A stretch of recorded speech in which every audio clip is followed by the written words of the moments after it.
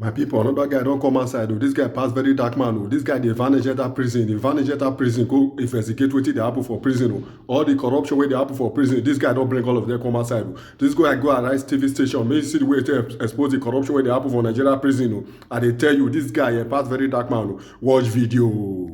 Mr. Francis, questions? Yeah. First thing statements is for every investigation I've done, it's because ordinary people went through those systems and encountered problems, and they thought it had to be escalated. So I didn't just, someone went to prison and came out and said, oh, wow, that's a cesspool of corruption. You need to find a way to get in. The person went to prison in 2017. It took me 2 years to plan, and in 2019, I went in. Now, I spent 5 nights in the police cell. All they wanted to do was collect bribes to free me. Because I didn't pay bribes. This is from your own personal experience? From my personal, we got someone to arrange that. I bought a car, a vehicle. I paid, out of 2.8, I paid 500, and I didn't want to pay the rest. Okay, that's the claim that was taken to the police, okay. And then they picked me up and changed the charge to stealing and hijacking of SUV. Person said I didn't complete payment, and I didn't want to. So each day they were asking, oh, you don't have someone to come and settle your bill. They just wanted bribes. But I wanted to go to prison because police was not the target. So at the end, after Monday to Friday, they had to arraign me in court. First thing to note is that once the magistrate said remanded in prison custody, and the court closed, and they took me down to the holding cell, the first thing the prison warder did, there was a lady who was, working as my sister. They told me to go into their office in court, and they told her to peep into the holding cell. I had peeped myself, I saw, and they told her, is that the kind of place you want your brother to stay? Give us money, and your brother will stay in our office. Because we needed to be there until evening when the prison boss would go around all the courts to convey inmates to prison. The prison warders approached me, I didn't approach them. And then, there was a negotiation, and then she settled for 5,000 naira. 5,000 naira? Oh, yes. It's on tape. I want him to produce the videos the prison service seized from me in 2019. Because when you say some allegations are unsubstantiated, the ones that are substantiated, that were taped, that the prison service seized from me, produce them. Wow. Oh, yes. Not only that, then they came and then they said, oh, in prison, if you have money, you will never suffer. You serve the prison either with your body or with your money. I can tell you Bobrisky did not spend time in prison. Spent 3 weeks and they moved him out. There's no single Nigerian who has money and does not want to complete their time in prison that will do it. It's only if they want to. From there, they told me I could get a decent place to stay in prison for 50,000, for 100,000, for 150. He even said 1 million. This was in 2019. 1 million. So how much are they supposed to be charging you per day for this supposed? Different special rooms, depending on how much money you have. When the guy said 1 million, I said 1 million. He said yes. When Fayose was in Ikoyi prison, do you think he stayed in the general cell? Wow. That's the answer they gave me. These things are on tape. I'm not making allegations. These were things that happened to me that I filmed with the secret service. Tell the Nigerian Prison Service to produce it. Everything is on tape. The warders then told me that the warders in the prison had told the ones in court not to be striking deals with inmates, to wait for the inmates to get to prison so that the ones in prison would strike the deals by themselves. Oh, because we were changing the warders. Yes, by striking the warders in court. Yes, even in court, somebody approached me. The warders, call say, who is working on your bill? They called someone. The person, the lawyer, came and said, I work with the magistrate. If you pay 200,000 naira, you will sleep in your house tonight, even though the magistrate had pronounced remanded in prison. Wow. Yes, the only reason it didn't work out is I wanted to go to prison, not to get out. So even when you were in prison, what was the condition like? You get to prison, wise, health-wise, before you talk about sanitation, corruption it's an impossibly corrupt system. You get documented as a new inmate. They take your details and you submit any cash on you. The idea is that inmates should not be in possession of cash. You give your cash to the records office. Then you go back to the records office to say, oh, I want to make a call. I want to buy coke. I want to buy food. They release to you in bits so that you can't commit any crime. You can't do it. They then have, the warders then have convicts, remember, they're awaiting trial inmates, they're convicted inmates. The convicted inmates know that they have nowhere to go. Someone who has a 7-year jail sentence, a 10-year jail sentence, is loyal to the prison warders. Because you have that's your home for the next 7, 10, regardless of your sentence. Those ones then come to you, being documented, say, out of your money, you will remove 1,000 naira to the woman at the records office, doing the documentation. And we're many.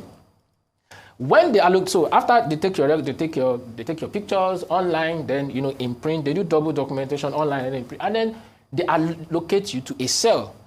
The prison warder in charge of the cell, you have to pay that one. As of then, 29, it was 1,000 naira. Per what? Per just for being in the cell, for nothing. How many of you are usually in the cell? So many, it depends on how many inmates they bring in.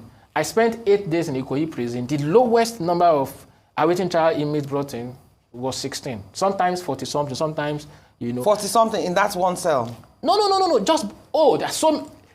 On the first night, you sleep in a place called welcome cell. You don't sleep like this. You don't sleep like this. You sleep like this.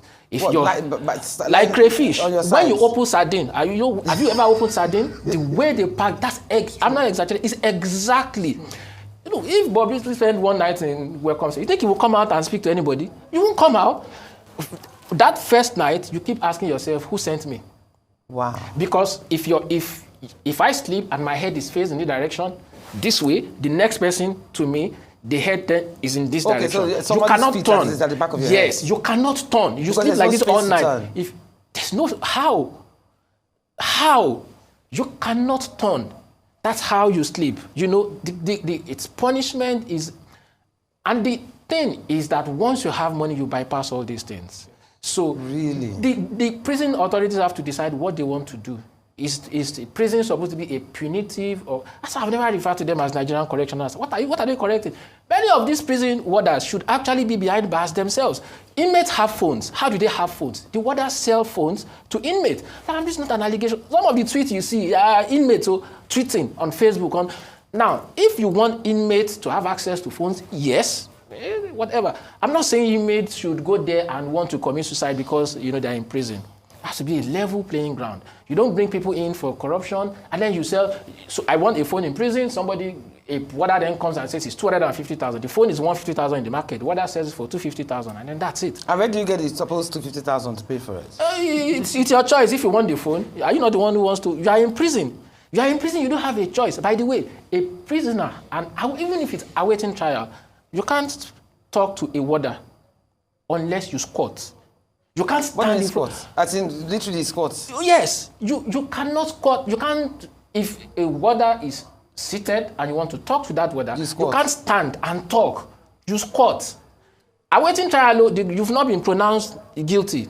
So it is that bad. Now, when the system refuses to acknowledge its failings, then there won't be progress. So if it comes on national TV to then come and say there are allegations, that's not progress.